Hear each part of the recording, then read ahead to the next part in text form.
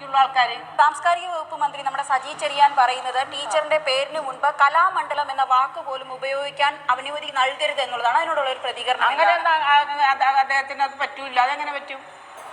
എന്റെ അമ്മേനെ കുറിച്ചും എന്റെ സൗന്ദര്യത്തിനെ കുറിച്ച് പറഞ്ഞ ചാനലുകാരുണ്ട് ഇവിടെയാ. അപ്പൊ അത് തെറ്റ് തന്നെയാണ്.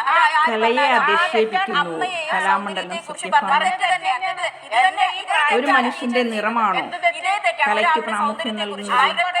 കറുപ്പും വെളുപ്പും അത് മനുഷ്യന്റെ അധിഷ്ഠിതമല്ലേ? മോഹിനിയാട്ട കലാകാരന്മാരുമായി ബന്ധപ്പെട്ട് കറുപ്പു നിറം എന്നത് എന്താണ് അവരുടെ സൗന്ദര്യ സങ്കല്പവുമായൊക്കെ ബന്ധപ്പെട്ട് വലിയ രീതിയിൽ വിമർശനാത്മകമായ ഒരു പ്രതികരണം നടത്തിയ കലാമണ്ഡലം സത്യഭാമയാണ് നമ്മളോടൊപ്പം.